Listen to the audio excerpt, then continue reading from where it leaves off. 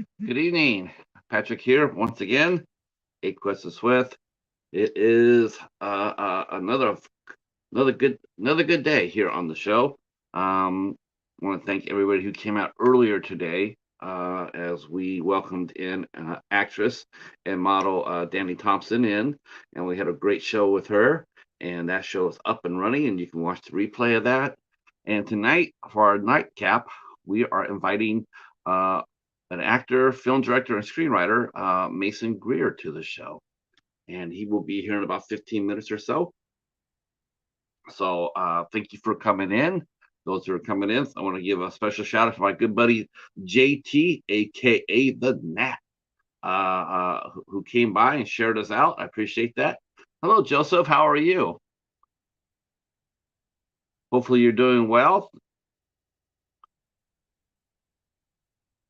Well, just another show tonight. We were talking with actor director Mason Greer, and he will be with us shortly in about 15 minutes or so. And today's gonna be pretty busy for the community. Just want to shout a couple of things out real quick. The Echo side will be up and running today. Echo and Katie from Popping the Popcorn, they'll be up and running about 10 o'clock tonight. We are still trying to push Lady Valerie into getting her first 100 subs. So this is day 3 of that mission. We will accomplish it. It's going to happen today. Yeah, all right, Joseph. Yeah, let's do that. Let me go over your channel, and then I will return that because that is a very kind thing to do. Let's see. Wow. Let me go to your channel real quick, and I will do that. Oh, what? Ah. I will go ahead and what I'll do after the stream's over, I'll just go over there and hook you up with a stream with a follow, and maybe our good friend Echo. Oh, maybe our good friend Echo could grab your link and drop it down in the chat. Joseph the horror guy. That'll be awesome. All right. I'm saying awesome a lot. Isn't that awesome? Stop it. Stop with that. All right. Of course, today we're going to be hearing Echo talk about Sharknado. That'll be a lot of fun. And the Nat JT is going to be starting his deep dive into watch party deep dive into the Hatchet series. A series that doesn't really get a lot of love as much as you think it would. Some people talk about it once in a while, but not too much. But he's going to start his first of 4 Wednesdays, and that will also start at 10 o'clock. You and JT are going nose to nose. It's the Echo versus the Nat. That's going to be tough. But he's going to be doing a watch party and a deep dive with some sort of all stars. While Echo is going to be trying to watch the Sharknado movie. I sort of feel sorry for for Echo here. Let me drop this down for you. Oh, I could do that.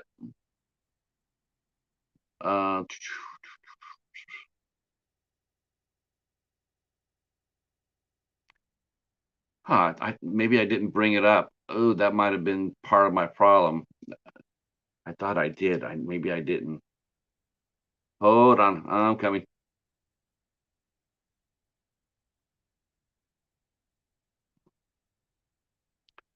Okay, here is the link right here for our show.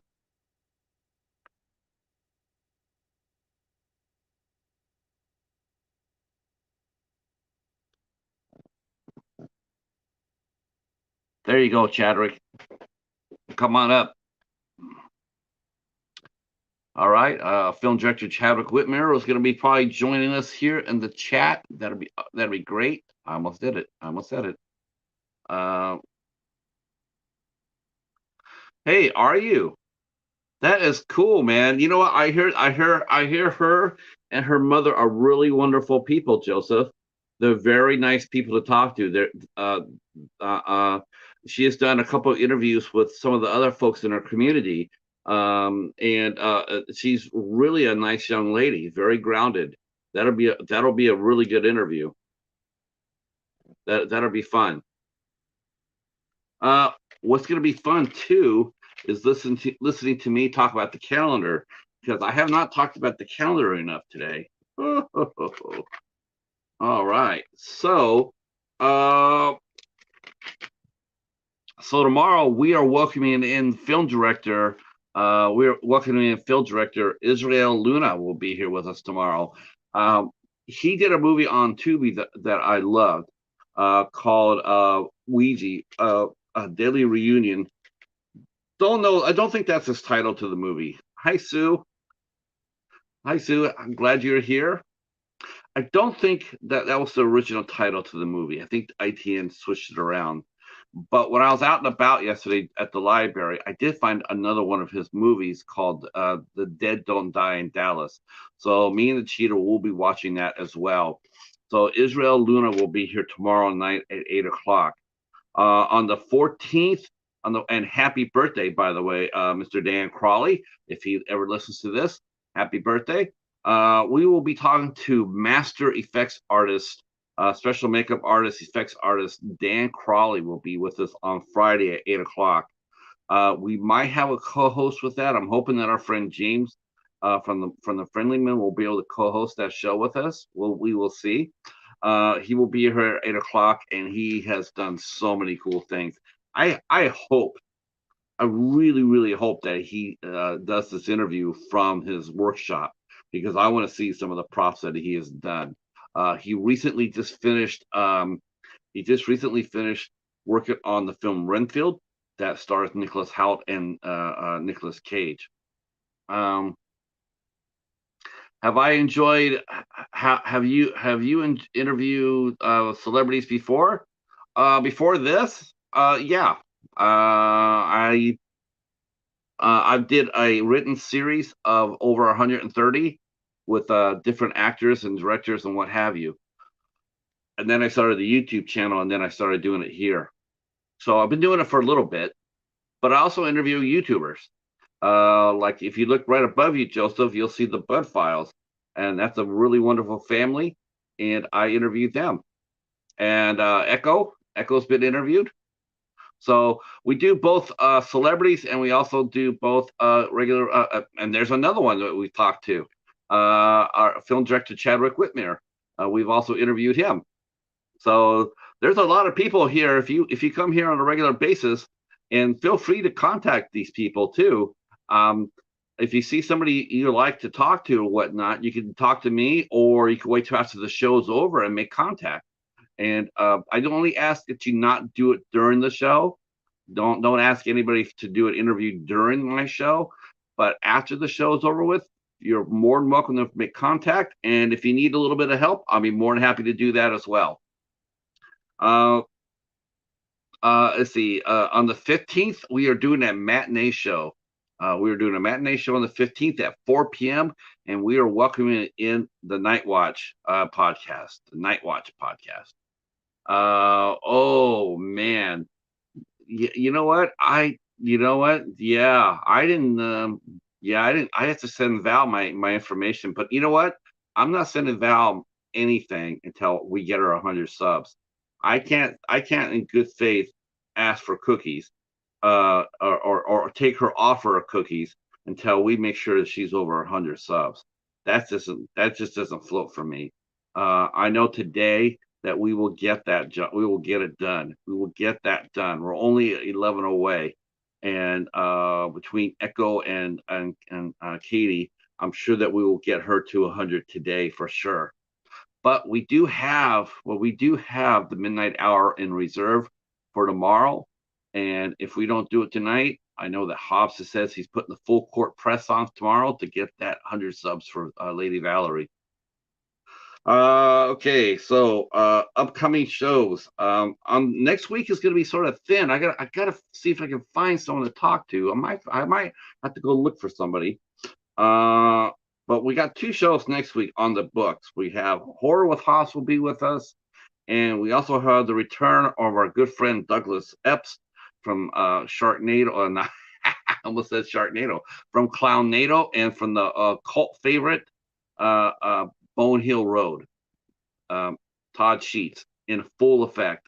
And Douglas Epps will be with us on the 19th to catch us up with how he's been doing. And I'm looking forward to talking to Douglas. He's one of the genuinely very nice people in this business. Very, very nice person. On the 24th, we are welcoming in actress Jessica Dawn Willis at 8 o'clock. That's a Monday. On the 26th, we will be having the artist Lazy Cheetah will be here at 8 o'clock. That's right. Have Cheetah Will View is hosting the Lazy Cheetah, and that will be at 8 o'clock on the 26th. The 27th, probably the most, well, definitely it's gonna be one of the biggest interviews I've done, and I really am hoping that I am not punching out of my weight class. But I went and asked Reverend Horace Sheffield to be my guest on the 27th. Horace Sheffield is a social activist. He's a civil rights leader. He does his own church. He's one of the few. He might not like hearing me say that, but I'm just telling you how I feel. He's one of the brightest few lights in Detroit. I mean, he really is, and he's a hero. And I've watched him for the last 20 years or so, 23 years or so, and he's a great man. His daughter runs the city council for the city of Detroit, and so we'll be talking with Horace Sheffield on Thursday the 27th. Our show with Spooky Kisses on the 28th got moved. It got moved to September, and that really worked out for the best for both of us. We really wanted to do our interview with Spooky Kisses closer to the spooktacular. So that's what we're doing. And then on the 29th, we have another matinee show. We are welcoming our friends Jennifer and Alan from Jennifer at Home, and they will be with us at 3 p.m. on the 29th. And I am working my butt off for August. We do have some shows booked in August, but I'm going to wait before announcing any of them until I get more concrete, more guests on the books. Hi Samantha, how are you? Wow. Hopefully nothing there. Hopefully nothing there. Hey, thanks for sharing this out, JT. I appreciate it. I appreciate that. The Nat versus Victor Crowley tonight at 10 p.m. That's going to be entertaining. That's for sure. I did say that don't bet against the Nat. Uh, don't bet against the Nat, even if it is against Victor Crowley. Victor Crowley has to be able to hit you first, right? Uh, oh, okay. Congratulations, Joseph. Uh, I hope. Are you a baseball fan too? Uh, hopefully you're a baseball fan because I think we're all becoming Cincinnati Red fans this summer. Oh, just basketball. Okay. Yeah, I've been watching a young man who played over here right by where I'm at, named Imani Bates. He's playing for the Cleveland Cavaliers, and it looks like he's going to turn out to be a pretty good player after all. They weren't really sure if he was going to be all right because he's had some off the field, some extracurriculars, but it looks like he's got his head together, got some good people around him. He's playing some good ball. Hey, Katie, how are you? No, no. Oh my gosh, no. I have not seen the Malcolm trailer yet. That's probably because no one sent it to me. No one like said, hey, or unless she sent it to me and the cheetah didn't tell me. That's always a possibility. That's always a possibility. So I'm looking forward to our guest tonight. Mason Greer will be here. He is an actor, he is a film director, and he is a writer. So he does everything, and that includes just walking through the basement door. So you know what that means? That means the show is about to begin. So please feel free to share us out while we go get our guest, the multi-talented Mason Greer. Let's go get him.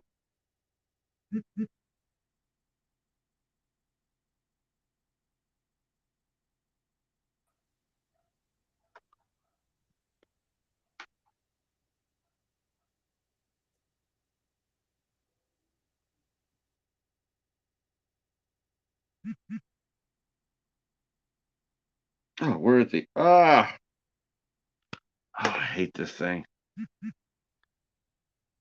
Hold on.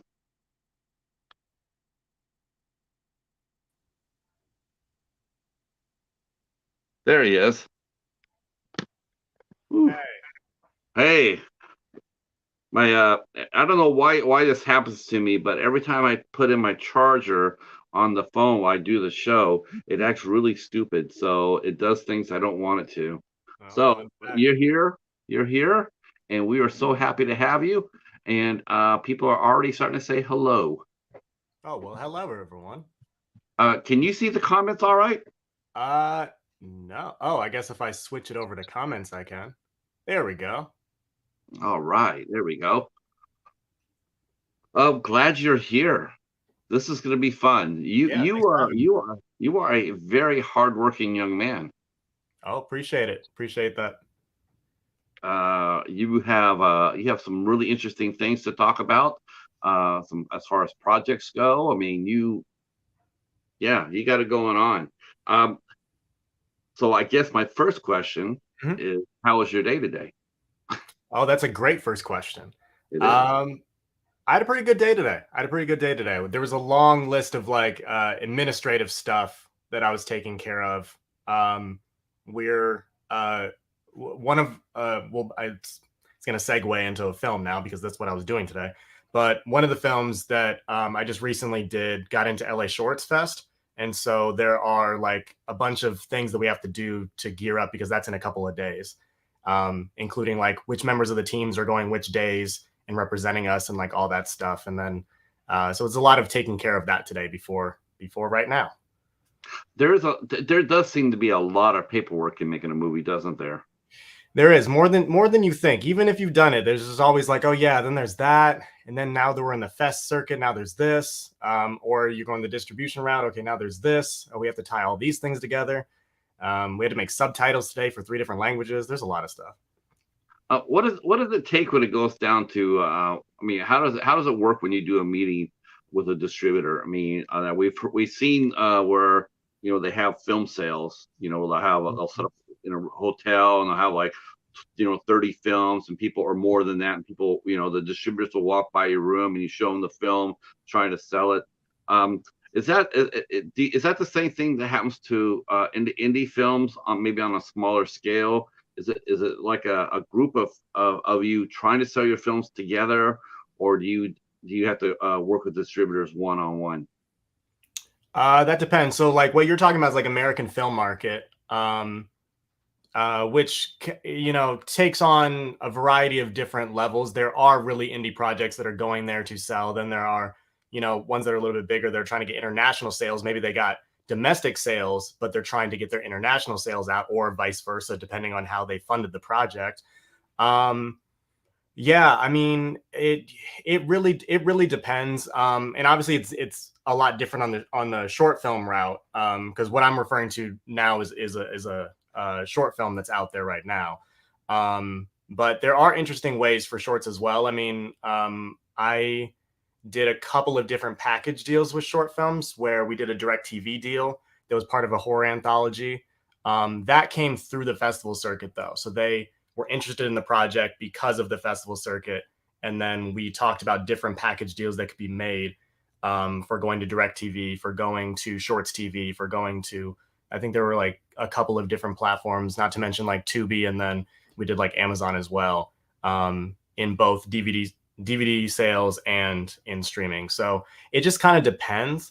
But AFM is kind of like a big one for like for a lot of different filmmakers. Obviously, the streaming thing is changing that game now as well. Yeah, I mean, there's just a lot of different ways to go. I mean, you can always just also reach out to different platforms. You can always submit if you have an aggregator. So.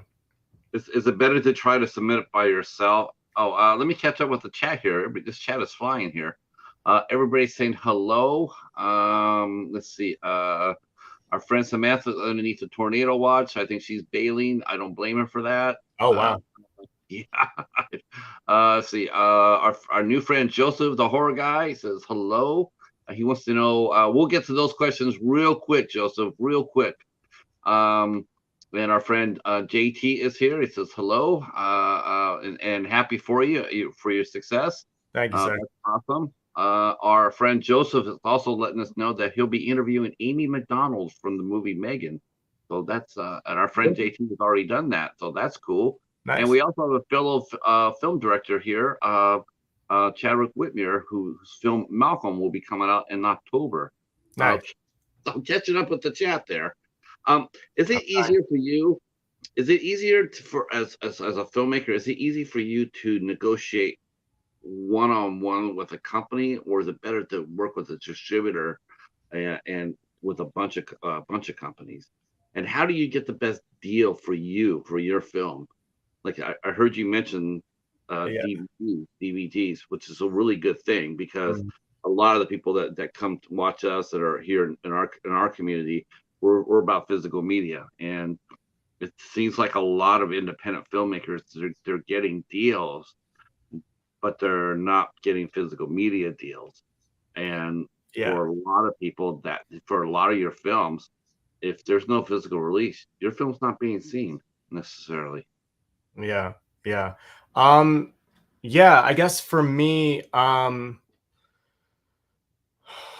it's a tough question. I think we're still all trying to find answers for as the medium moves and as things change. I mean, I've directed a lot of things for other people, and so that's taken the responsibility off of me.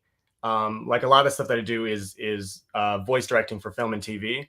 Most of the projects I've done have been Netflix based. And then when it came to my own projects, I spoke about the one that we went about it that route and we did the package deal on it.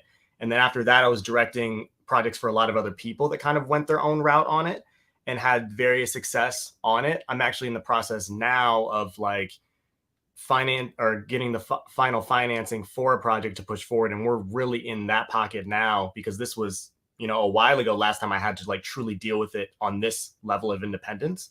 And so, yeah, we're point is that when I go through it, it'll be interesting to talk again about how I feel about the distribution route with the next project that I'm doing. Yeah, 'cause you're sort of getting the sit out from the outside looking in, which is not necessarily a bad place to be because Mhm. you're outside and you get to see how the process is working for Yeah, for the producer of the film you're working on. yeah, It's like I've got to see it work and not work for a lot of people, and I think it's given me insight depending on because I think it depends on the project too. I mean, you have to look at ROI, you have to look at so many different things, um, you know, that can change the landscape of how you might want to do deals, and what might be beneficial not just to you artistically, but financially to whoever your investors are, whether that's yourself or some lump sum investors or a big company. So all those things have to be considered because you are playing with money, whether it's your own or other people's. You are still right. playing with money. So Is um, it a little bit more easier to play with their money or your money? well, yours, Oh, except when it comes to making a decision, absolutely yours. When it comes to financial stability, other people's. yeah. Yeah. Uh, so what's it like? Let's see. Oh, all right. Okay. Uh, let me see who left this comment. I'll share this with you. Um, that would be Lorenzo Leonard. He has a comment here, Okay. and he said, "Independent Film Channel. You can submit your short to them, and if they accept it, you get paid 30 cents a minute, and if it re-airs, you get residuals." So I don't know if that means I guess that's the IFC cable channel. So I guess you could still submit short films there, and 30 cents a minute. It's 30 cents a minute industry average. Do you know? Uh, I'm assuming it means 30 cents a minute. Oh wait, 30 cents a minute. Right. So if Got I it. start watching the short film, the longer I stay, the more you make. Got it. Um. That seems so small. Well, considering the fractioning that they do on on streaming, it's actually probably not that small. But yeah, I mean, I'd be interested. So what is it called? Independent. I guess I can look at this I at these think comments. I think he meant the ISC channel. Oh, I see. Okay. Okay, got you. Yeah, I mean, we're kind of on the next project I do, we're kind of looking into all avenue. Oh, you're talking about short films. You can submit your short to them and they accept and get paid. Hmm. Interesting. Interesting. Yeah, I did a lot of this of kind of these distribution deals with a short that I did that I made actually years ago. But it was in so many different deals that I really just got the rights back to it to be able to Um, just like put it out wherever I wanted to. Um, and to be honest, like it was great to do it because it was really interesting learning the different avenues that you could take even with short films.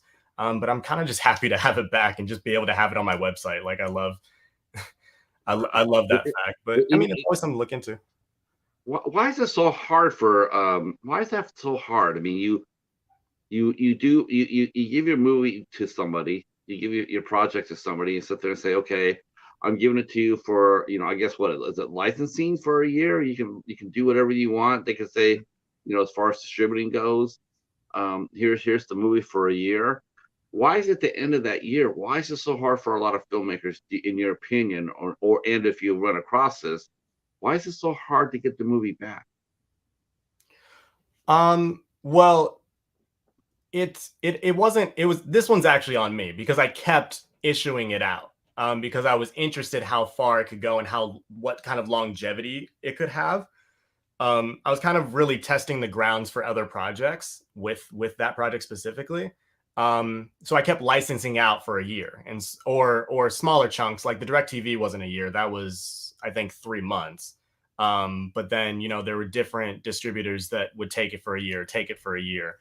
And I think it was like licensed out for like 4 years or plus on a short film. I think maybe even longer because I just got it back. So yeah, it wasn't. I could have said no. I was just. I mean, I wanted the film to make money because I thought that was very interesting for a short film, and I like the different platforms that it can go on and just trying things out, seeing what works and what doesn't, and why it's working and why it isn't. So I've kind of used it as a training ground for me because I'm getting reports back from them. So I get to learn like, oh, okay, so it's interesting that it works really well when you do it like this, but not so much like this. And so deals like this, maybe I want to stay away from. Deals like this could actually be great, especially when they're shorter, and then we could stack things on top of it. So it was really kind of me playing around and learning from this particular project. But now I have it back and it's just on my website, and I just love that because I haven't had So it for years.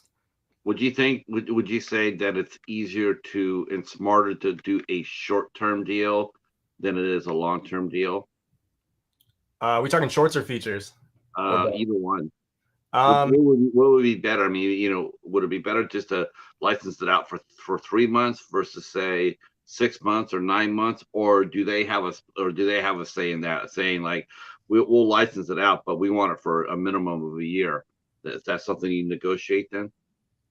Yeah, I mean, honestly, the best thing is to learn this stuff and be able to do it yourself. Um, have complete control over it. And that's kind of the goal for me. It was just like that's why I wanted to learn from other people, like how they were doing it and why certain tactics weren't working that they were having. Because it is much better just to like have complete control over it. You get to say if you want to, go about the streaming route this way and put it out there, and then you completely pull it back and give full rights to a company to distribute in Turkey or wherever the hell. Like, doesn't matter. Like, you could do that yourself, but if you already gave exclusive rights to somebody, and depending on what that deal is, like sometimes, and another thing was like for me, it was perfect because like with the short film, it wasn't the chances of it making money somewhere else were kind of low anyway. So it's like you want to buy me out for a year for 2000 and I still get residuals on it. Like I'm fine with that off a short film. Off a feature, we have a different conversation because this has much more potential of making money in different ways.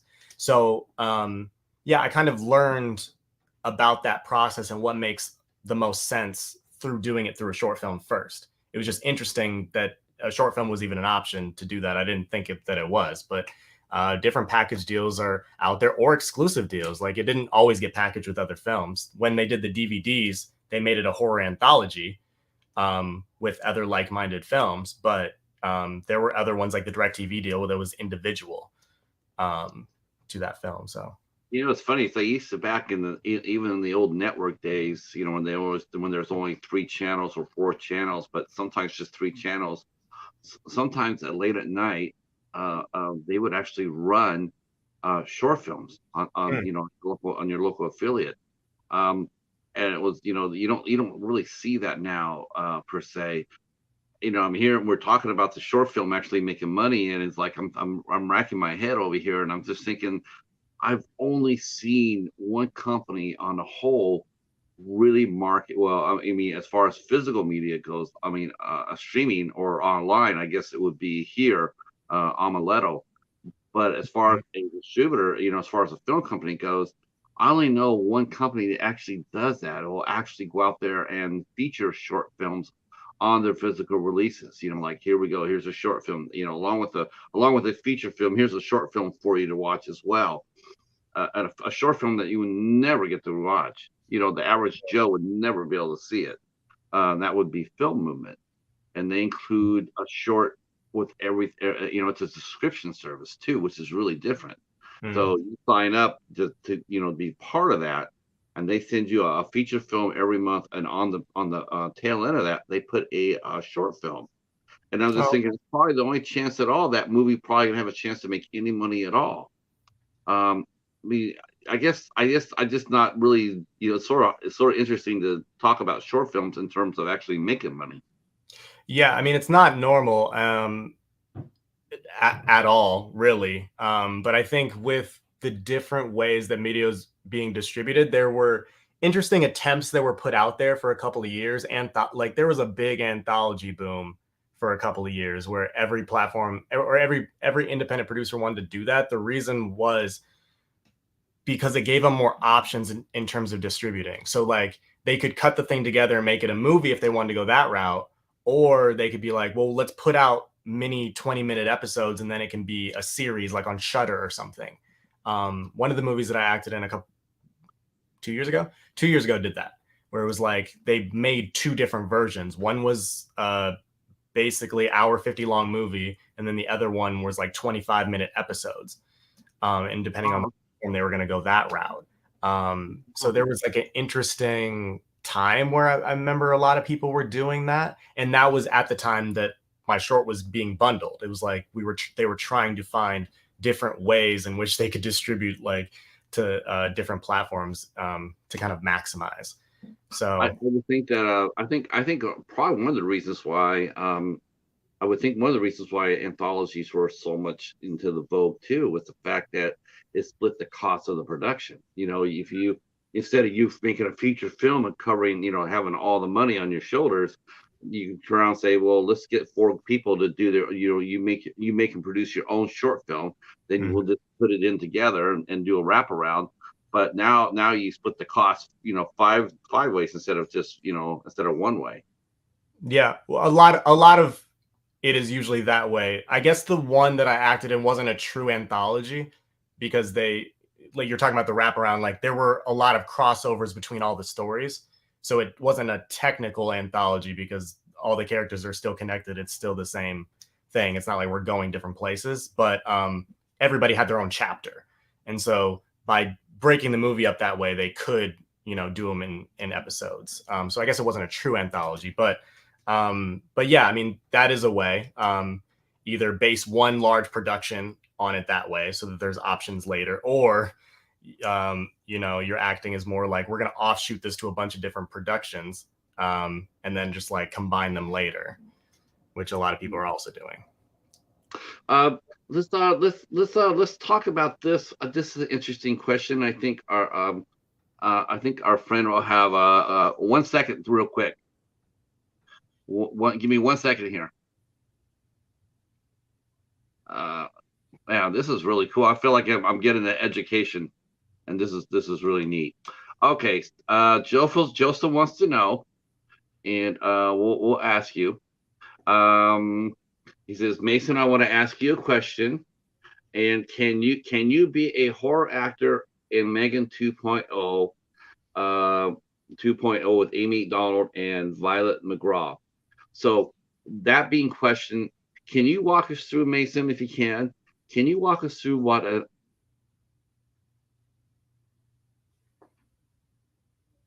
you go about doing it? Oh, I'm sorry. I think you broke up a second. Repeat that one more time. Can I walk us through what? Can you walk us through what the audition process is for you? If you were going to audition for Megan 2.0, how would you do that? I mean, what would the audition process be? Our friend Joseph wants to know. In the you're talking about the A24's or no, Blumhouse, sorry, the Blumhouse Megan movie? Yes. Well, for that specifically, oh, I mean, that'd be cool. For that specifically, I mean, luck of the draw a little bit. I mean, there has to be the role that I'm right for. Team has to submit me out for that project. They have to like me for it, call me in. There's going to be multiple callbacks on it for sure. There might even be a chemistry test, especially with the first one being as successful as it was. They probably are going to be more rigid about the casting process. So that would be a long process of auditioning, and but it would be a hell of a lot of fun. I enjoyed the first one. Real quick, check your Facebook real quick. Check your Facebook messages. Okay. Let's see. Yeah, if you could just you see it, you see. Yeah. Thanks. And you're sharp. So now if you would you get a what is a chemistry test? Yeah. So and I don't know if Megan would do this, but a chemistry test is basically you go through a couple of rounds of auditioning. The casting directors, producers, executives want to see you multiple times. They want to test different ways, maybe of playing the character. And then after a while, it comes down to maybe you and like 5 actors.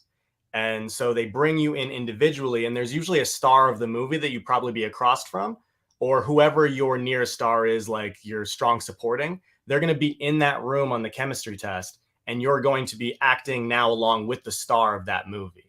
So, everybody has their own time slot, and now they already like you. Now it just comes down to, can you work with the other actors specifically? Now they already know you're a good actor. They already know they like you, but are you the one that can act alongside this person? And so that's something that happens like way down the line in the auditioning process. Once you get past the chemistry read, then you have it. Hopefully they don't drag it out past that. That's usually how the process goes. I hope that gives you some insight there, Joseph, how it works. It's pretty interesting, isn't it?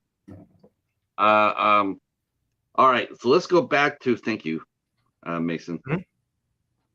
Mm-hmm.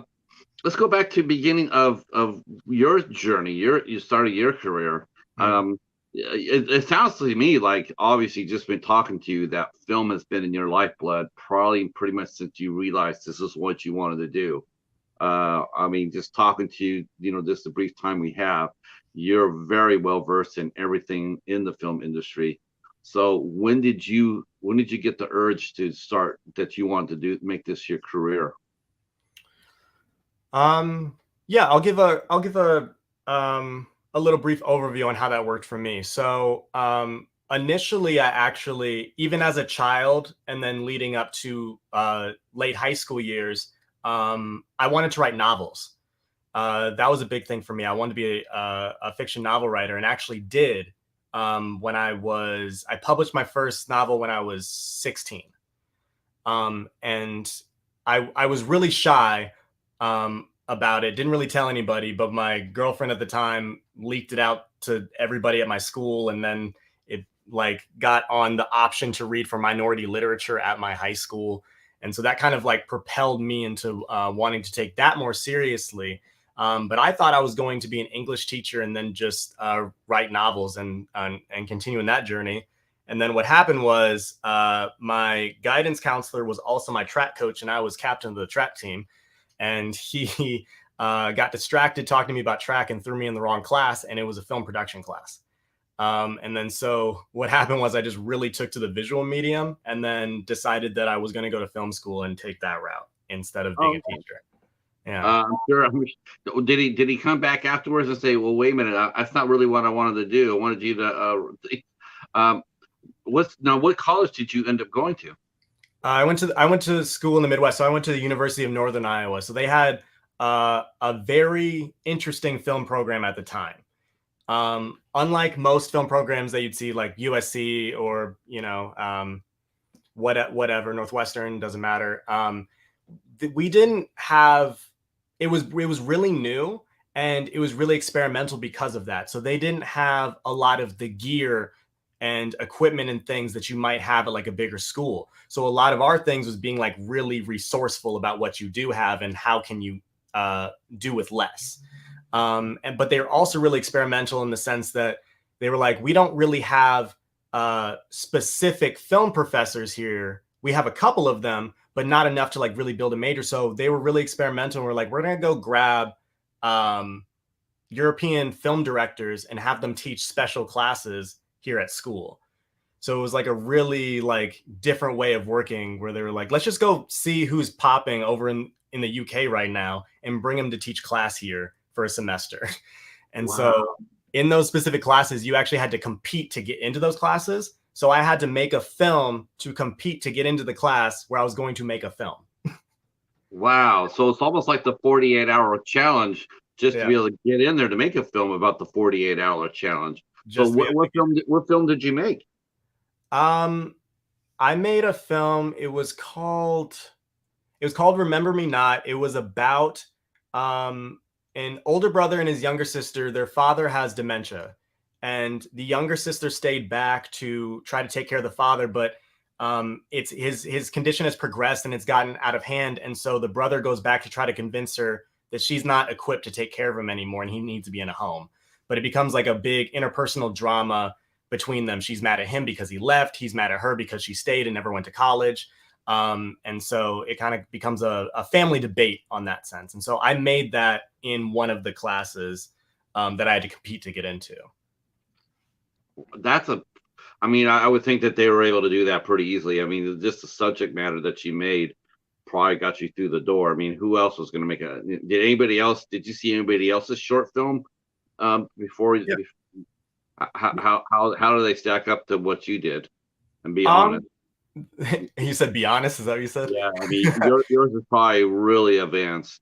Yeah, I think there were a couple. There were a couple that stood out. I think there might have been because I think there were 8 of us that got chosen to make films. I think 3 of them stood out. Man, that's pretty strong for a first time filmmaker. You just walk in and put something heavy out there, heavy like that. Well, Yeah, I guess it definitely let the people in the department know you guys were dead serious. yeah, Uh, it became very clear very quickly who was going to stand out in the program, and so we all worked together quite a bit from there. are you with the other two filmmakers? Did you stay in contact even up to today? A little bit through socials and stuff. They've congratulated me on my film getting into LA Shorts and stuff, and I've followed them. They have their own production companies in different parts around the U.S. None of them are actually. One of them is in the LA area, so one of them's in LA with me, and then the other two, because I mean, there's teams of people, but the other two are in different places across the Midwest. So that was basically a new department too at University of Northern Iowa. Mm-hmm. Go Panthers, by the way. Yeah. Yeah. uh, so I'm just thinking that I mean, there must have been pressure both on you and on the university because it's so brand new. I mean, you probably what you did during that time. I mean, were you the first class to go through their department? We were the first class to go through the department that was like this. So they expanded that major out. We still all graduated under the same house, but beforehand they had documentary filmmaking, they had digital journalism, and they had broadcasting was big.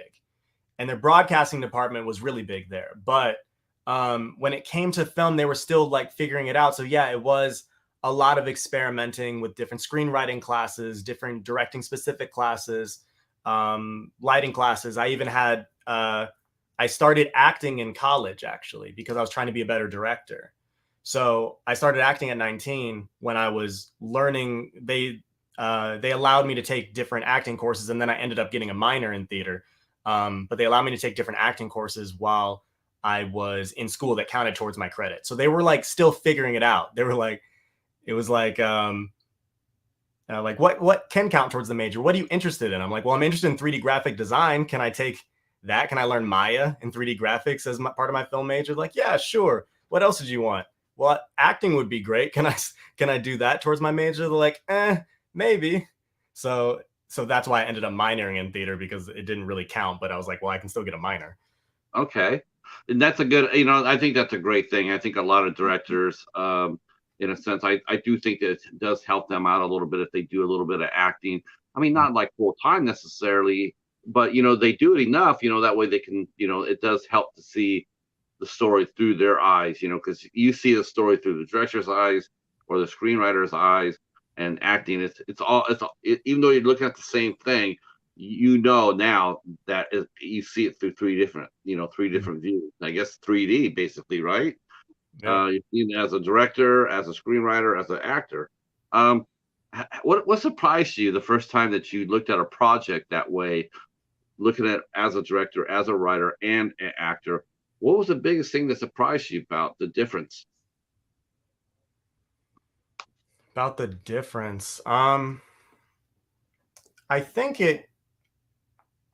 that probably came to me when I started getting more into acting, um, where my focus is and where my attention is. I think directing is so much focusing on everything, Mm, um, always, and making, very quick decisions on things, and really analyzing things to make sure that they make sense. And sometimes that type of mentality can get in the way of performing. Um, Closing yourself off to possibilities can happen, So there were things that I was naturally good at when it came to acting, when it came to script analysis, and, really understanding story and possibilities of what my character could do that might make it more interesting. But I also had to learn not to lock myself into something so specific like that. So I think that was a big lesson for me, and still is. I still continue to train and do scene study and all of that stuff. So yeah, I think that was probably the biggest difference that I learned from that craft. let's see. I think we're talking about some movies that some actresses I think you worked with. Let's see. So our friend Steven is here. He works with some actresses: Tiana Tuttle, Amy, Mhm. and Jessica Chancellor. Yeah, yeah, Um, Now, is that from Farm 2? yeah. They're both in Fear Farm too. Are they in here? Are they in the chat? No, our friend Steven here, he's a promoter, Oh, okay. and he knows any actress in horror that's important. He has his fingers on absolutely everything. So he's sitting there telling me about these actresses, and he says he's totally digging on them. Nice. Uh, so yeah, he wants to know what it was like working with them. Tiano Tuttle, Amy Tolte, and Jessica Mhm. Chancellor. What is it like working in now you must have directed all three of these actresses. What's the biggest difference between directing male talent and female talent in your opinion? Oh, um, that question. Interesting. Between male and female talent. I mean, I don't know if I approach it really differently. I think you have to understand each actor individually. Because there's a sensitivity that the actor's bringing with them. They're being very vulnerable in front of a lot of people, and so there's obligation to be a support system for them. So, I mean, maybe with directing women, especially in the new climate, just maybe making like especially sure that everybody that you're bringing on is going to be an ally in that case and is not going to do anything inappropriate. That might be the biggest difference. But in terms of how I interact with them and talk with them, personally, I don't see a difference for me. But I guess somebody that observes me maybe should let me know. When it came to working with them, so I haven't directed Tiana or Jessica, but I did direct Amy. Amy was in a film of mine, and that's how I met her initially. The director of Fear Farm and Fear Farm 2 was the director of photography for my first film when I moved out here. And so I met all of them on that film, and Amy was one of the lead actors on that project. Since then on the first Fear Farm, I was actually the first assistant director on that movie.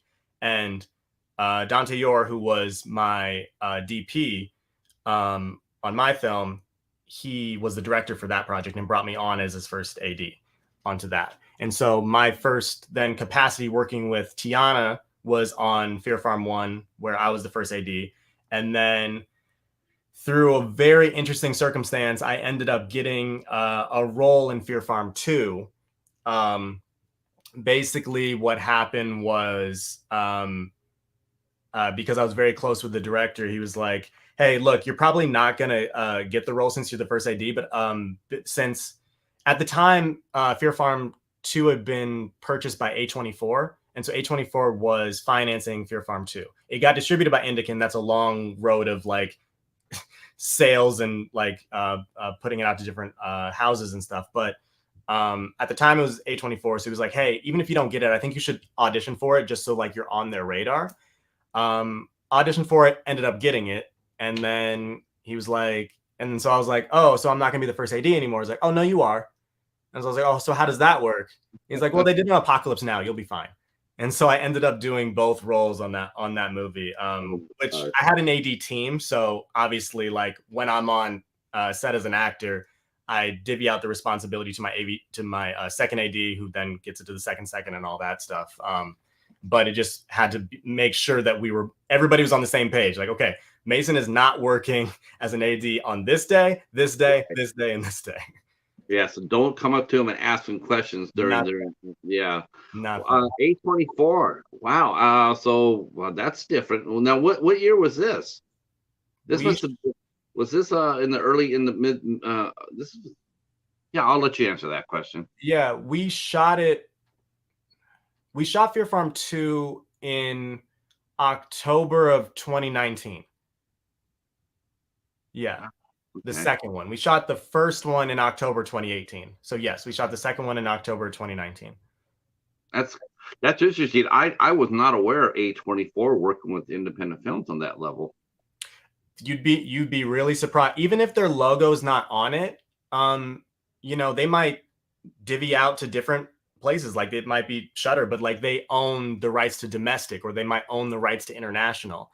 So there are a lot of movies that they might not promote as A24 movies, but they're still like profiting off of like smaller movies. It didn't end up getting distributed by them, but when we were working on it, it was through A24. So we did have some people from A24 on set with us on a couple of the days and things like that. But yeah, it ended up getting distributed by Indican. Yeah, I've heard of Indican. That's they put out some pretty decent movies. That's not the same level as Gravitas Ventures. That's the same level.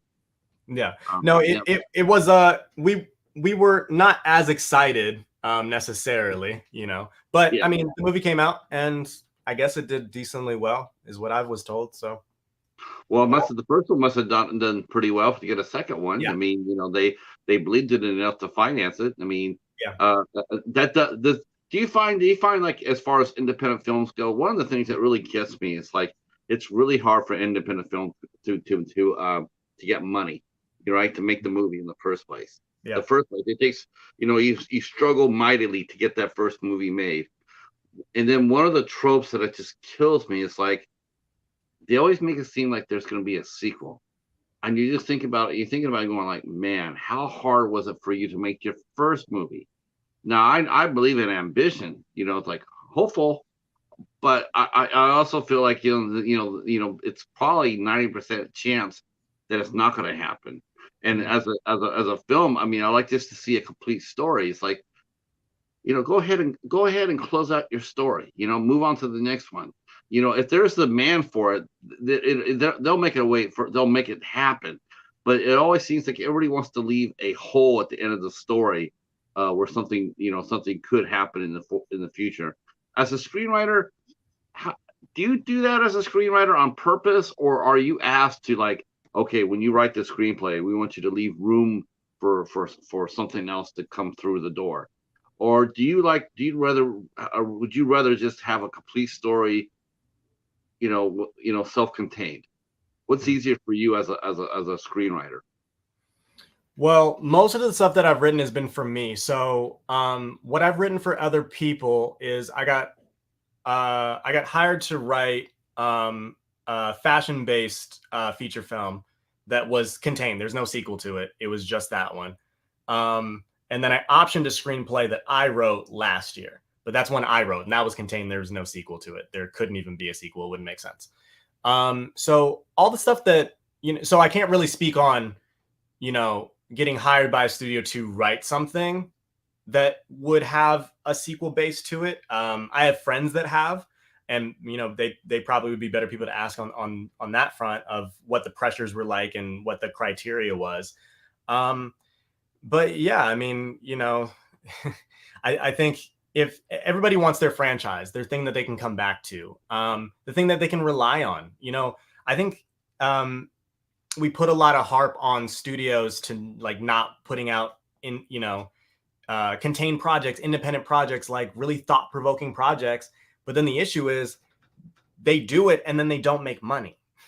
And then they put out some of these projects and they make a lot of money. And so they're just like, we really want to. You have no idea how badly we want to. We like those movies. We want to put those out. But the reality is, even some that like are so critically acclaimed and amazing, they didn't really make their money back like that. Especially when you consider marketing and all that, it's like we barely broke even. But Annabelle's killing it. So, let's keep making this doll movie, because at least we can then have the money to like start gambling on other things and not feel like franchises feed franchises feed other projects. Mm-hmm.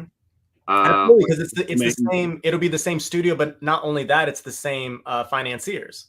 So oftentimes they can leverage what they did on this project to be like, hey, so we actually have leftover. This is what happened with PHarm, actually. Hey, we have leftover money that we didn't use on this project. Can we like split it off? How would you feel about splitting it off and like making this small little movie over here? And it's like they're just waiting for somebody to be like, yes, yeah, totally. If you have leftover money, I already spent it in my head anyway, so go ahead, and it's another opportunity to make money. So like they're just like waiting for that opportunity to do that. PHarm was that, where that was made off leftover money from a different project. The first one. You mentioned Chadwick is liking the interview. Yeah, me too, Chadwick. This is one of the best ones, isn't it? This is actually this is a filmmaking 101. This is an education. I think a lot of people, tell you the truth, Mason. I think a lot of people here. I have a feeling a lot of people are going to come and watch this, because this is really really good, really educational. Here's something I want to talk about a little bit with you too. Yeah. In this, it seems like lately, as far as marketing films go, right? It's hard as hell to get your film out there to market and to drum up any press. It seems like this summer, more than ever, it seems more like people are wanting the movies to fail instead of to succeed. You get Variety, you get the Hollywood Reporter, all these other trade magazines, and they seem to be taking glee with the fact that a lot of these films are not coming out and smashing it. Like they already claimed Indiana Jones is a flop. The Flash is a flop. Elemental was a flop. And the thing that is, they're not, and that's their headlines. They're coming out with the headlines. If a movie just isn't coming out with, six guns blazing, it's considered a flop. How damaging are those headlines in the long term to in short term and long term to the health of the industry? It's a good question. It could go a couple different directions, I suppose. When you have a movie that cost so much to make that it's like it's not about your first weekend. Your second weekend and your third weekend have to smash, because the budget is so high. So even if you have great marketing for it, even if all the theaters are flooded, you still have to have the second and third weekend. Like, you can't make it back, especially when marketing is oftentimes matching your budget of the movie.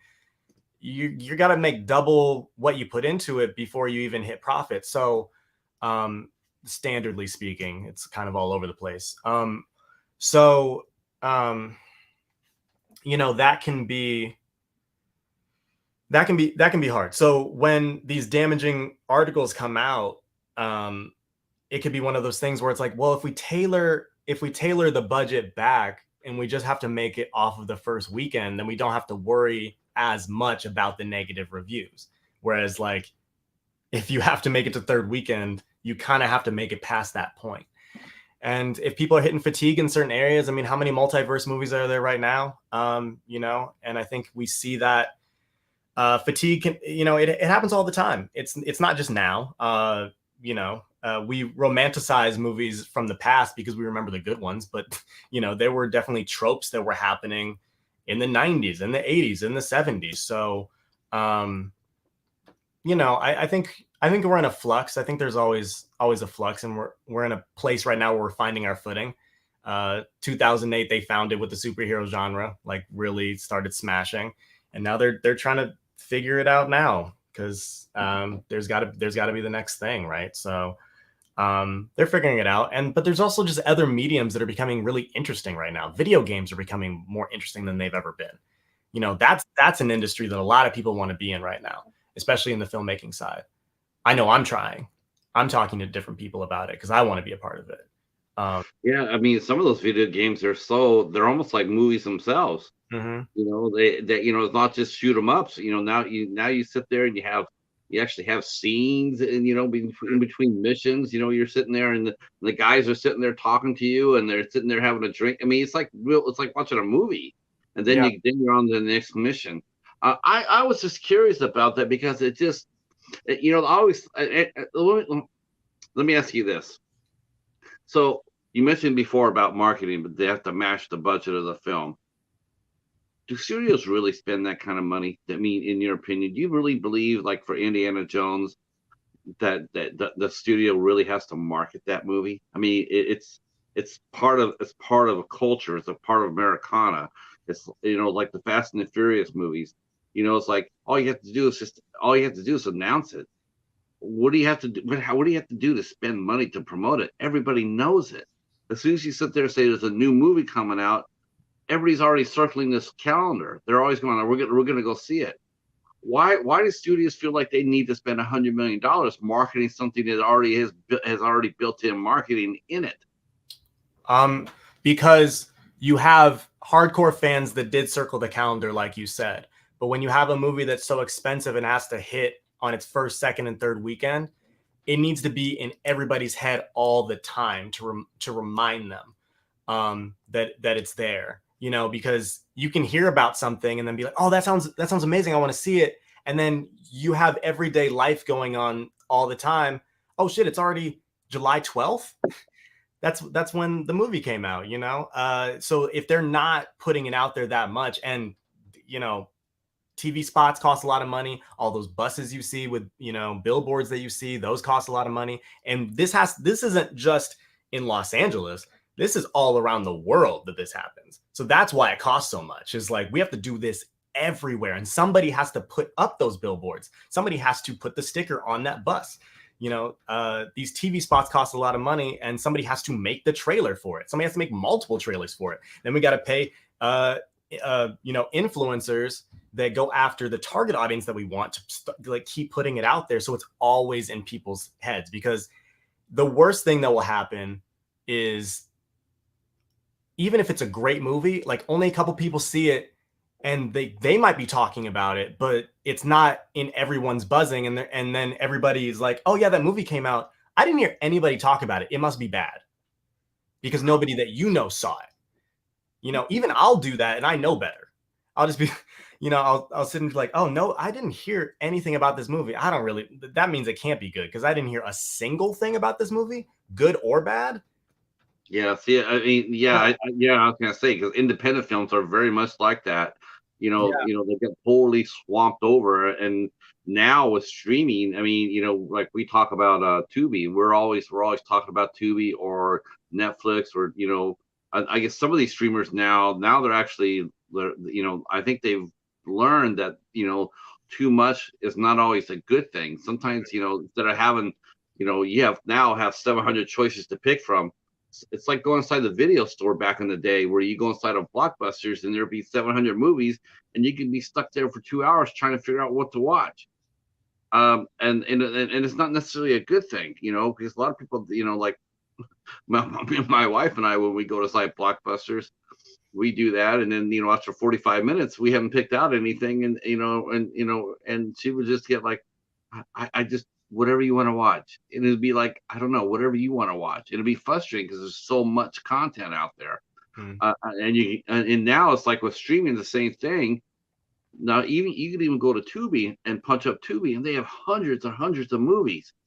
How do you stand out? I mean, if you're an independent film, I yeah, mean, it's easy to stand out when you're a massive, the Avengers, but how do you stand out if it's, Fear Farm 2? yeah.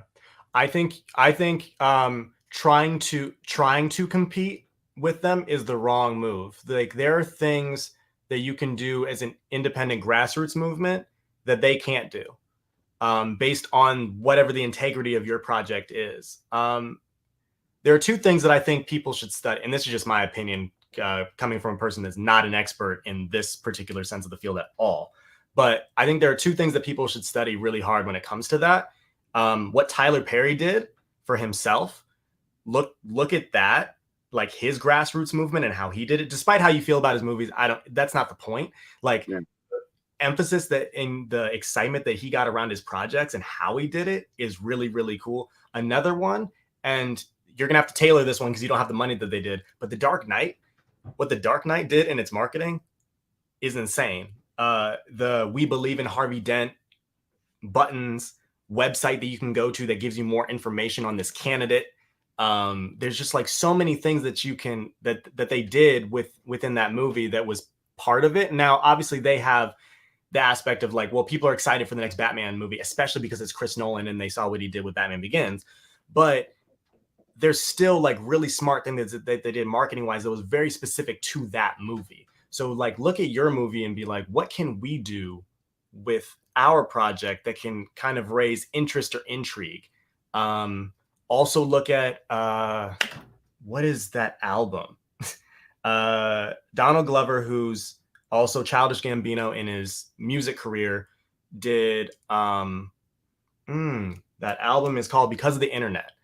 What Because of the Internet did needs to be studied for years and years and years on what he did. Now he's incredibly smart, so I don't think people are gonna be able to do things the same way. But he would have like Easter egg hunts where like you could go on and like through a special under dark web like tunnel like find the next clue to his next song that's about to release, and it just became like this whole thing where people are talking about it like, yo, have you found the next Easter egg, did you find the next Easter egg, like type thing. um Right. and so if you can find a way, like whatever like that, find a way to do that with your movie. There's got to be something very specific, like if you have a political candidate in your movie, you could copy what they did in The Dark Knight and like make these political posters or different digital things where you can read more about this candidate if that's important to the aspect of your film or whatever. So I think study those three things that I mentioned and then figure out how you can apply it to your film. How have you put how have you done any of that for your films? What's the most innovative thing you've done to promote one of your films? Oh, that's interesting. We did for Through the Night, which was an apocalypse movie. We did a I don't think the channel exists anymore because I think it got weird like spam things going on with it. But we had a Twitter page that we kept putting out different updates like in the world, and so it would just like put up different updates of what's going on. politically, because it was an apocalypse film that honestly is a little too close to COVID in certain senses, where it's a zombie apocalypse, but everybody's like trapped in their homes and they're too scared to leave because of what's going on outside. So they're waiting on the government to come save them. And so we did a lot of these like live update type things like on this Twitter page. So that was one. Another thing that we almost did that we didn't do on the last film that I did that's at LA Shorts right now is because it did involve a political candidate. So we did end up making it, but we didn't go as far as we wanted to with like the web stuff. We built out like different posters and promo materials for that political candidate in the movie, because it's about his political scandal. So we thought it would be fun if people got to know him farther than the film is going to show you through his actual campaign, to see how actually tragic it is that he didn't live up to this thing that we're presenting to you. And so we kind of did that for some of our people that are subscribed to our newsletter and things. We wanted to go farther with it, but it was like, this is so much work. We'll do it on the next project. It's so much, and we're such a small team. We're not going to do it for this one. We thought about it too late. It was like, we're not going to do it for this one. We're going to do it for the next one. I love the idea of like if you making like 300 little buttons, you know, or I don't know how expensive it would be, or enamel pins or something like that, a unique collector's item. I think independents should do more of that sort of thing. I think it's cool as hell. Yeah. You go to conventions or whatnot, you put something unique and very something limited, and people talk about that. You know, they do. That is the case. A shirt with a QR code. Easy. Everybody's interested. Like, why is there just one QR code on this man's black shirt? They're going to put their phone up to you. Right. Hey, Steven, how are you? Our friend Steven Sheets is in the house. He is a fine country western singer, and glad you're here. And he's saying hello. How you know, that's a really good segue. Let's talk a little bit about that, about as far as you as being a filmmaker, a director. So how much importance do you place on your score? A lot. Yeah, I have to have a pretty deep connection to the composer in a way that I feel like can be less so in other departments. I think it's very important. I think it's really creating a world for that audience very specifically, and almost training them how to think and interpret things in this world. So I put a lot of importance on it. I'm not afraid to go bold on scores either. I actually kind of like it. But because of that, it has to be very specific. And so me and the composer have to really understand what we're trying to say, given the moment. And I'm not a person that likes to use temp scores. I think it limits what the composer could end up doing. What's a temp score? Oh, a temp score is like if I take a soundtrack from a different movie just to see, like maybe to cut to in the initial edit and like see how scenes feel. I don't want that. One, because I want to see how the scene feels without the music, because then it really informs me like, no, we do need it because this really does add. Like there is something missing here. Versus if I always have a temp score, then it's just like, well, I know it because there's always been music there, and if music's gone, it's gonna feel missing. You know, so I don't want temp scores there because I don't want it to influence the composer, and I don't want it to influence me. Yeah. So are you more of a score or a soundtrack guy? Score. Yeah. Score. Yeah. I think it's too fun. It's too fun. Like we get a chance, and there might be a project I do that's soundtrack based. I haven't had it yet, but I just think it's too fun to get that opportunity to create it from scratch and create something new and original, and to give another artist a chance to add to an existing world already. I'm always like I'm not going to tell the composer how to do it. I just want them to understand what we're doing in this scene, and then I want you to interpret it just like I would with the actor, just like I would with the director of photography, just like I would, you know, with any department, really costuming anybody. It's like I'm not going to tell you what cloth to use as the costumer, because that's not what I do. But I think you need to understand what we're trying to do here and the practicality of what we do need to do. Um, so we might not be able to have this material because there's going to be this on top of it, or it's 100 degrees, so let's not use leather. But outside of that, it's up to you to interpret it. And it's the same thing with the composer. It's like, you don't use this electronic scores because it's going to override either this theme message, or maybe practically it's just like, because I have sound effects in here that are going to bleed into the score, and we're not going to know if it's the score of the soundtrack if Right. you put it in this key, or whatever. So no, so I find it I love working with the composers. That's one of my favorite parts, to be honest with you. Do you have a favorite composer you want to shout out? I do. George Calavas, he's worked on a couple projects of mine. Yeah, and I think he's cool, man. And we just have the same sensibilities around things. So I really enjoy the process of like having to explain ideas again and have that conversation, and then just letting him fly. And then he always gives me something unexpected, but it was always better than what I thought of. And that's always really fun. Our friend Anna just came in here, and she says she is working on a bed for her doggy. Huh? That's a good thing, Anna. Nice. Yes. Uh, Obviously, you're extremely sharp. So let me ask you this: how is it when you work as an actor, when you find yourself doing acting roles and solely acting roles? How do you handle when you know it's like a, maybe going into it, or maybe sometimes you have to actually, when you read the script on the paper, it looks interesting. It's like, oh, this could be really cool. But then in reality, once you're doing a scene, or do some of the dialogue, and you find it like, yeah, this isn't really going as well as I thought it would do. It doesn't sound as good as it did on this. There's no flow. Or Mm. how hard is it for you as an actor not to come in as a screenwriter or a director, and sit there and say, well, if I was doing this. Honestly, not at all. I mean, it can be frustrating when you're working with somebody and you're like, man, I'm not even thinking about it, and I know what the answer is to fix this, and that's frustrating that you can't see it. But um, I do.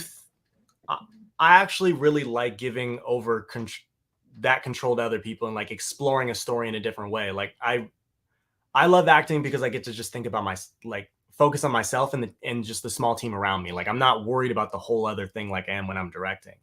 And I like the collaborative aspect of filmmaking. So I like stepping into other roles and helping somebody create what they want, as long as they know what they want. It's really hard when they don't, because I I can only do so much here. Like I have to make choices, and I have to come to set with my choices.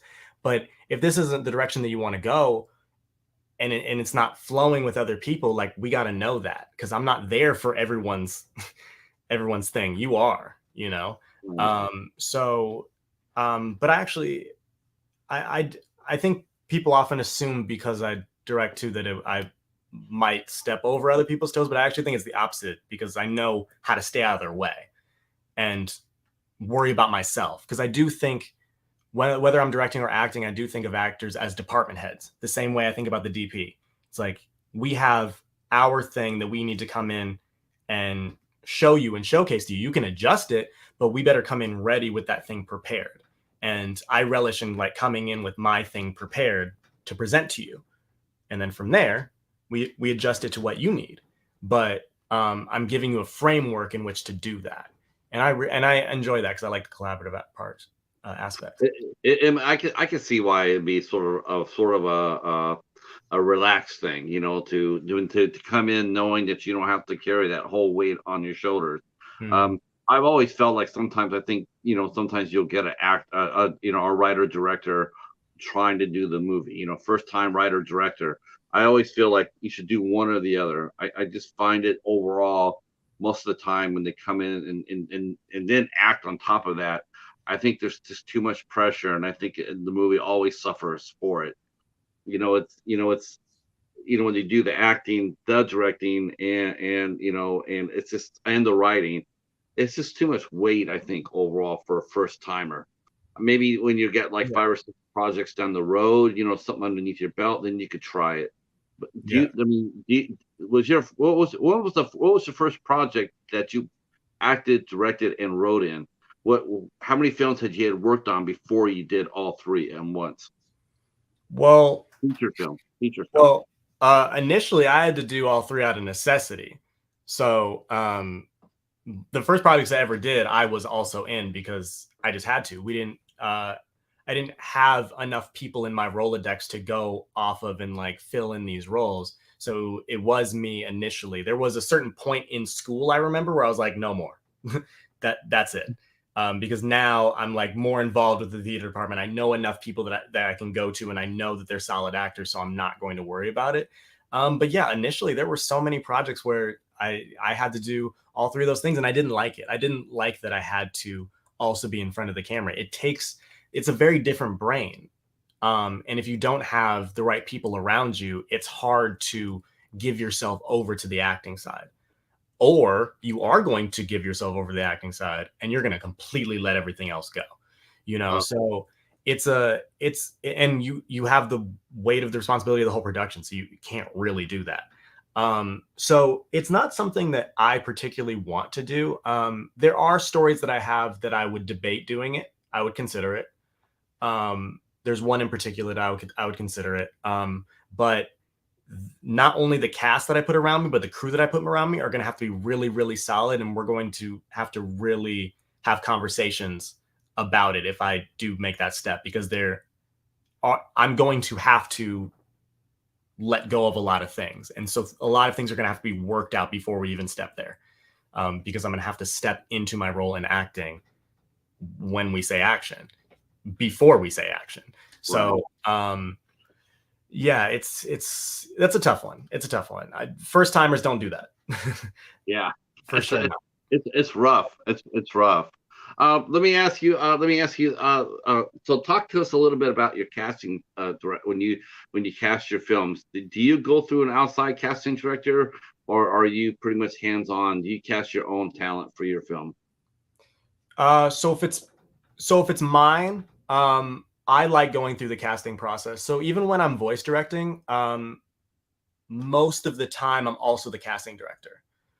Um, Sometimes on TV shows they have somebody that'll do it for me, and then I weigh in on like my top three, and then they pick it. But oftentimes they also hire me to cast the shows. So I actually like that process because I think it's a good way to figure out who you might work really well with and how these people work. When somebody else casts it for you, I feel like it can take away some, even though you're making the final decisions with the casting directors, like there might be some people that they might have never considered because it wasn't what you initially said. And sometimes it's like, I don't know what I want. Let me just see people and let's figure it out from there. Because there's a lot of different ways that this character could go. And I'd be very interested to see how this character blossoms outside of my head. And so I think that I like being the one that casts uh, the projects, both in voice directing and in live action as well. And Do you that like? process is, there's different forums. I mean, I know people now too, so sometimes it's like I know the person that's right for it. That can happen. Other times it's like I know certain agencies that have certain people that I'll reach out to, and then from there, like there's different acting forums. Like obviously, there's like Actors Access and LA Casting and things like that. There's also different Facebook groups, especially in the voiceover world, that I can reach out to where I'm like, hey, here's a breakdown of characters. Please tag people that you know, and then so that they can hit me up, and then we can reach out. I did a voiceover show that way a couple weeks ago. I did that. What's the most important thing when you do cast for voiceovers? Um, what are some of the things you look for? I mean, when you do, because I mean it's different from front of the camera. I watched a lot of animated animation, and Mhm. I watched a lot of DC because they had the best. They had a voice director named Andrea Romano. You ever heard of her? I don't know. Maybe I probably know her voice.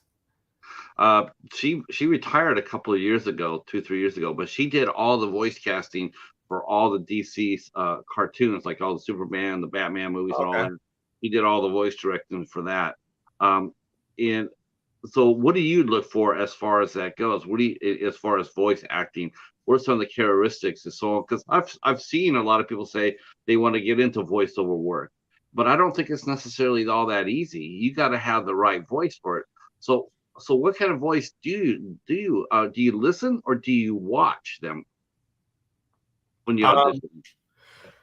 yeah, it depends. So I guess like animation will be different then because I'm also a foreign language dubbing director, right? So in that I get an actual visual reference. I mean, both you get a visual reference, but in the foreign language dubbing, you get like a real life visual reference to look at. So you hear the original voice, what did they sound like, and then you start trying to find either sometimes networks would want a specific voice match or like try to get a voice match, and other times they're like get the essence of what they look like. I kind of more lean that way because the audience isn't going to hear both voices at the same time, so there's no point in trying to get a voice match necessarily, but let's have them look like they would say that. And also, I can't have this voice be too similar to the main character that I'm casting or this person, especially when like this is the father, this is the son. So do they sound like they could be father and son in those comparisons? But when it comes to performance, I like to look at that they understand proximity. And so proximity is speaking at the distance that a person actually is. So it's hard because you're in a booth, right? And no matter what, whether you're in a big action scene for voiceover or you're in an intimate, pillow talk conversation, when you wake up in the morning, you're still in that booth in front of a microphone. So it can be hard to create that actual real life proximity and real life intimacy or lack thereof in a situation. So I like to see the actors have that sense of discernment that they can figure out this distance and how they would have to speak, how they would have to project their voice. Depending on what we're casting, like sometimes certain projects are more theatrical, so I need their voice to be more theatrical. And other times I need you to sound like you're a real person just talking. I don't need you to put on your VO voice for me. I need you to feel like you're talking.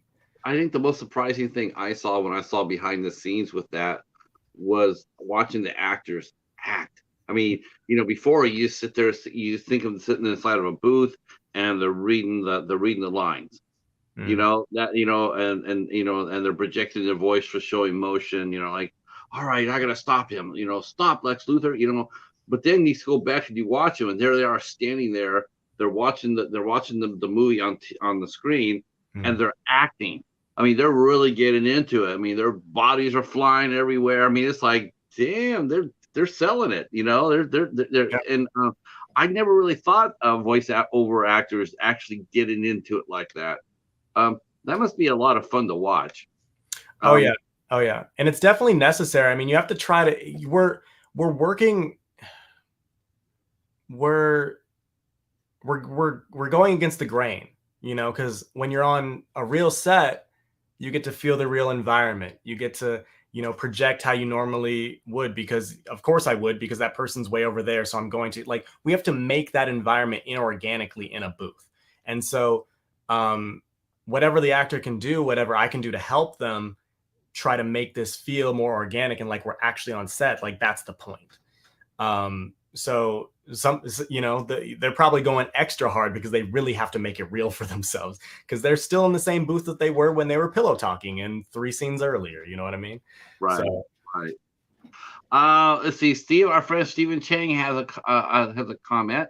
He says, "Can you let Mason know I enjoyed Mystery Inc. As he and Jessica Chancellor are amazing, and I can't wait for episode 2." So Mystery Inc. That sounds sort of like a Scooby Doo reference. it is, yeah. Are you doing a it's a term fan film? Are you doing a fan film for Scooby? I'm trying to figure out how much I can say about this. If you can't, if it's, I Well, don't know if it's even on your database. If it's not, then you don't need it. it's not mine. I was in it, is what he's referring to. Okay. Yeah, because Jessica Chancellor, who also did PHarm too. So me and her are friends, and her now husband Dade is we're all in that series together, and so it was technically a fan film, probably one of the most expensive fan films ever made that actually got funding behind it, and I don't know how much I can really say about it. Why are people why are filmmakers doing fan films now? Why are fan films so blazing hot? I mean, there's a lot of them happening, but Yeah. what's but there's no reward for it. Is it almost like $100,000 job application, a resume, like like a because Um, I see all these actors and talents are doing all these fan films, but they can't make money back. So is this like $100,000 audition? Like, look what I can do. Hire me as a director. Look what I can do. I can act. So use me on some projects. I feel bad for filmmakers who do films because it's like you want them to make their money back. You really do. yeah. Well, And yeah. Well, I'll put it to you this way. This one's a little different. So, this one, the whole point was, I'm trying to figure out how much I can say. They're doing it for the network in a sense. So, the point was to put it out there and get interest in doing it for real at WB, and they're in negotiations on that. And so doing it like actually for real. So that's as much as I can really say about it. is it But live action or animated? live action, live Okay. action. Okay. But yeah, that's as much as I can really say about it. But if you follow their page, they're keeping their fan base updated on how that project is going. Okay. I can definitely put that link in your socials down here as well. Welcome back, Samantha. Hopefully your tornado watch is over there in Illinois. What's next for you? What project is burning up the lines for you? So like I said, I have the film that I'm doing LA Shorts with, which we're really excited about. It's our for this film, it's our first Academy Award qualifying festival. So there's a lot going on with that one.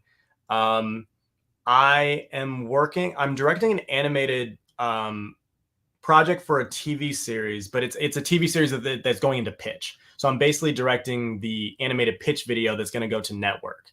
Okay. And so we're working on that right now. And then I'm finishing up research with a writing partner that we're doing for our the next feature that we're doing, that we are trying to shoot early next year. And so we're securing the last bit of money that we need, and then we want to shoot it early next year, and we have to get the final drafts of the script done and all that. But we're really excited about that one. Even off a pitch, we just love the concept and we're excited about it. So that's kind of next right there. Mason is in the LA market. Yes, I am. Samantha, who is in the Illinois and Chicago market, but yeah, he's in LA. Yeah, Samantha is a young actress based in Illinois. She's a lot of fun. She's got a lot of interesting depth to her. She's something. She's a lot of fun. Oh, very Um, cool. yeah, yeah. I enjoy talking to her, and yeah.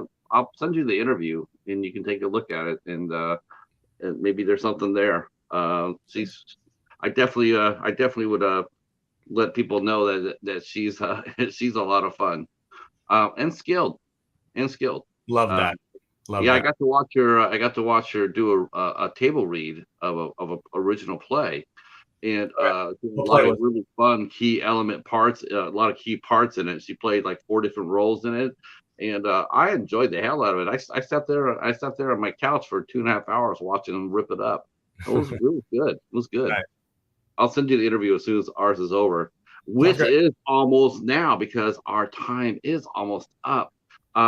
But wow, this has been such a joy. This has been really interesting, Mason. That was I fun. do hope. Yes, I do. I hope that the questions were challenging enough. Of course, Probably not whatever the people want to know. probably not the usual questions you get in doing interviews. Well, let's end it on this. How important is press to independent directors and actors? Would you do you know because a lot of times actors go to projects, they do projects, and they leave the project, they go into the next one. Very rare, very well lately it seems it's getting better, but you try telling actors like I've gone into different Facebook groups too, and in fact this is how I met Samantha. But I put out, like, hey, come do an interview with me, come do an interview for me, and like there's a lot of little shows like this everywhere.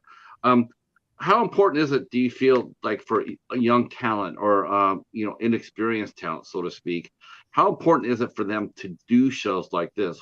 Would you recommend them doing things like this, or would you recommend them waiting for bigger, or part of a cast interview? um, or how to work the press. What would you tell a young actor when it comes down to doing press, uh, to how to conduct themselves?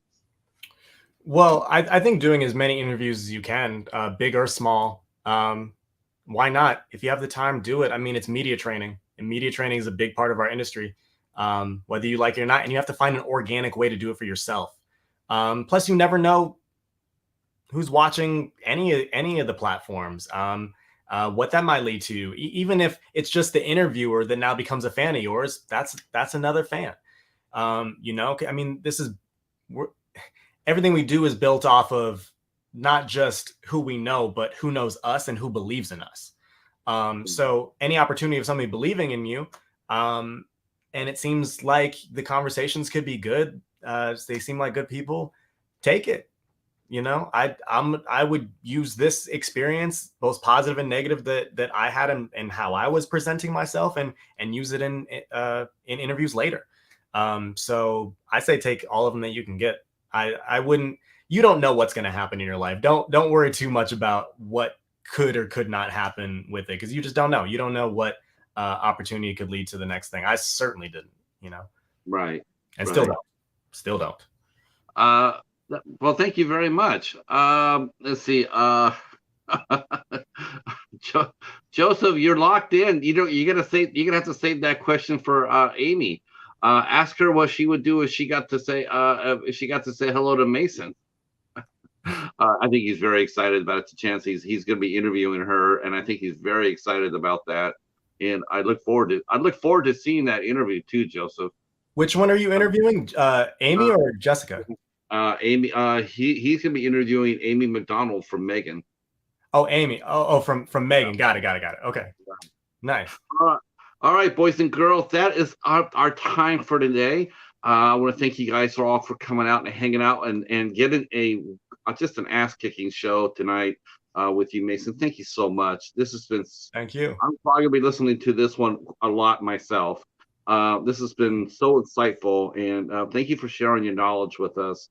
Um, Of course. and yeah, tomorrow night we are back at it. We'll be interviewing a film director, Israel Luna will be with us, and he has done a tremendous, really cool film called the title. Oh, why do distributors change titles of movies?